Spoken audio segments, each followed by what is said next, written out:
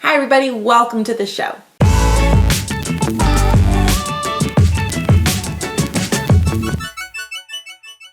Welcome back. My name is Amanda and I am the teacher and homeschool mom behind Raising A to Z. And one of the things that people find the most overwhelming when it comes to starting to homeschool is picking an approach. There are 9 different approaches out there on how you can homeschool. Different philosophies, different ways of doing homeschooling. And for someone who is just starting out, it can be very overwhelming. So we're going to take the next couple of videos, break down to 3 videos, and we're going to go through all 9 types of homeschooling, the different styles or approaches that there are. So let's break it down, go through the list. Today we're going to do school at home, classical studies, and Charlotte Mason. Our next video we're going to cover unit studies, Waldorf style, and Montessori. And then in our final video, we're going to cover unschooling, radical unschooling, and eclectic or relaxed homeschooling. So those are the 9 styles, and today we're going to do the first 3. So the very first style that we're going to go over is school at home approach. So the school at home approach is essentially trying to mimic the public or private school system in your home. So you're going to have a very structured day. It starts at 9 o'clock. It's going to end somewhere around 3. You're going to have like specific breaks throughout your day, and you're going to cover a variety of subjects throughout the day. It's very much like going to school. So it's very heavy into workbooks. It's very big into block scheduling, so working through, doing a literacy block at the beginning of the day, then you might move into a math block, you're going to have some science, social studies, art at the end of the day, and then you're going to move on, and that'll be your full day. Your entire day is taken up with schooling. So some people love this approach. It is, like I said, the closest to a public school system. It's also the first style that many people who are leaving the public school system pick. They immediately come home and try to replicate the public school system at home, and it is one of the most common styles to start with. One of the big pros that the reasons people like the school at home approach is that it makes it very easy to kind of re-enter the public school system. So if you are homeschooling for a short amount of time, or just as you are doing something, for example, if you're moving in the middle of the school year, you just want to help your kids finish up without having to re-enter the public system. If you're traveling for a couple months, people do tend to like the school at home approach because it makes entering the school system seem seamless, essentially, for their kids. That is one of the big reasons that people really like the school at home system. Also, because it's what they've always known, it does give people a sense of comfort. On the flip side, school at home is, like I said, one of the first approaches people pick. It's also one that most people eventually abandon. There are people who love it, and that's great for those people, but most homeschoolers end up moving to a different style once they kind of feel more comfortable as being at home with their kids. It's also one of the styles that tends to be the most expensive and the most time consuming.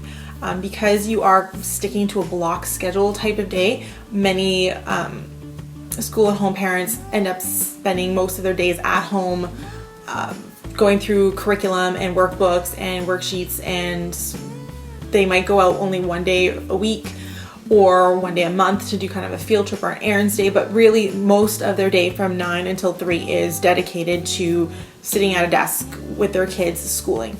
And that's fine. If that's what works for you and that's what you want to do, that's awesome. But most homeschoolers are looking for an alternative, which is why they tend to move away from the school at home approach.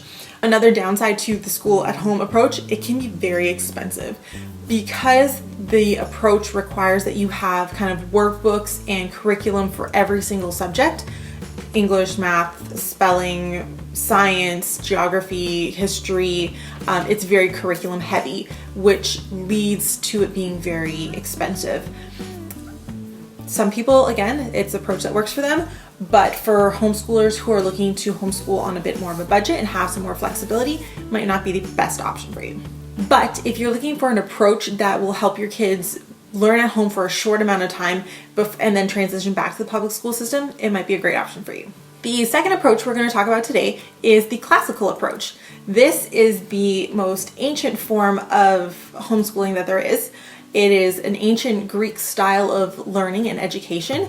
Classical approach has a big emphasis on learning the reasons why and the logic as their foundation, and then using that to kind of move kids forward. There's also a big emphasis on Latin or Greek, depending on your approach, as a foundation for kids to understand, especially language, why words are spelled a certain way, why we do things a certain way when it comes to language, and build, basically using Latin and Greek as a foundation for building up when it comes to their understanding of literature and reading and writing. Kids who learn through a classical approach go through 3 different stages.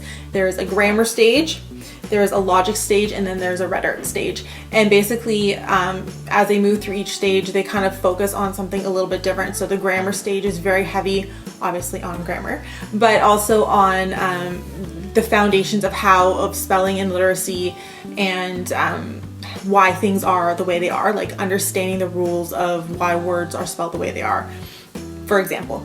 Then you're going to move into the logic stage, which is again another stage where kids are learning about reasons why. And then the rhetoric stage is about sharing and defending your ideas and expressing yourself orally. Those are the big foundational ideas that come in a classical approach to homeschooling. I know quite a few people who love the classical approach.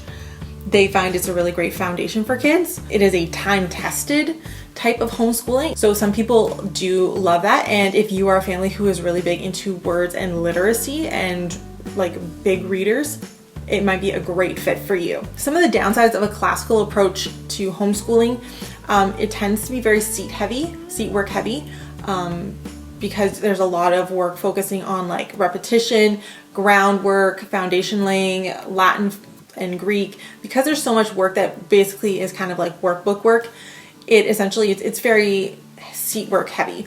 And if that works for your family, great. For some families, that's just not going to function very well. It's also, because of the style of homeschooling it's not great for kids who are very hands-on, or it's much more difficult to make it a hands-on learning experience more often. So it is very, like I said, seat work heavy and very curriculum heavy. But the nice thing is that classical education doesn't tend to be as expensive. The books tend to be more time tested. They've been around longer. And so if you're looking for curriculum books, I do find them tend to be a little bit on the less expensive side. And there's also quite a large selection of books available, as well as free stuff online. So the third style of homeschooling that we're going to go over today is the Charlotte Mason approach. So Charlotte Mason obviously is a person. She was an educator way back when, in the late 1800s, early 1900s, and she had a very gentle philosophy to learning. She liked to teach kids through nature, through poetry, through read alouds and living books. She's a firm believer in journaling, in nature as a great educator, as well as education at home being a great way to build habits, and the importance of building firm habits in our children. It is a very popular approach. I will say that to start. It is especially popular with families who have young children. It does work all the way through. And as well, I've also seen it very popular with people who have boys, more rambunctious children, because it does tend to be, again, more gentle, less hardcore when it comes to curriculum and seat work. It blends very nicely. Charlotte Mason is also a big believer in literacy with children. Not early literacy though. Part of the philosophy behind Charlotte Mason is that kids will eventually read, but there isn't a focus on them reading by themselves or starting to read by themselves until they're about 6 or 7, whereas some other approaches and even the public school system are starting to push that, as young as 4. So because of that, you tend to do a lot of read alouds, a lot of memorizing of short poems and rhymes. Bible verses is a really common part of the Charlotte Mason approach. She also likes to incorporate living books as part of the education process. So a living book is a story, or more like a longer story, so like a novel or something like that, where the parents would read it aloud, and it's kind of like you'd learn most of your moral lessons, as well as using the book as a foundation to learn other subjects and to jump into other situations. Almost like a book report kind of idea that we learn in public school, but on a bigger scale. So you'd have a book, for example, Little House on the Prairie, and you might kind of really jump into what was prairie life like, the history of it, what are some of the moral values that come from this book, learning some of the language. And that's how she really focused on educating children at home. She is also a big proponent of copy work. So copying passages out of other books, out of texts, out of nursery rhymes, Bible studies. Like I said, Charlotte Mason is a very popular style of homeschooling. It is probably one of the most popular out there that I have heard of. People tend to love it because it is so gentle and very literature-based. People really like that. It is also, they love that it can be very child-centered. It's easy to adjust to your kids' interests and to what they're just loving right now. That people love that it is a lot of nature-based. They also like that it is a style that blends well with other approaches. We'll talk a little bit more about that in another video, but Charlotte Mason style does tend to be one that because it's very gentle, it's not so structured, it blends well with other ideas and other approaches. So people tend to like it because they can kind of make it their own. Some of the downsides to the Charlotte Mason approach, because it's very gentle and a little bit, I don't want to say loosey-goosey, but like it can be. It's up to the parents to establish how much structure there's going to be. It's not always a great fit for certain families, especially families who need a little bit more structure in their day, because it is so gentle and kind of goes with the flow kind of feel to it. It can be a little hard for kids who are in need of structure. It can also be difficult on kids who really thrive specifically, I find, in the math and the science areas, because it is so literature-based and so nature-based.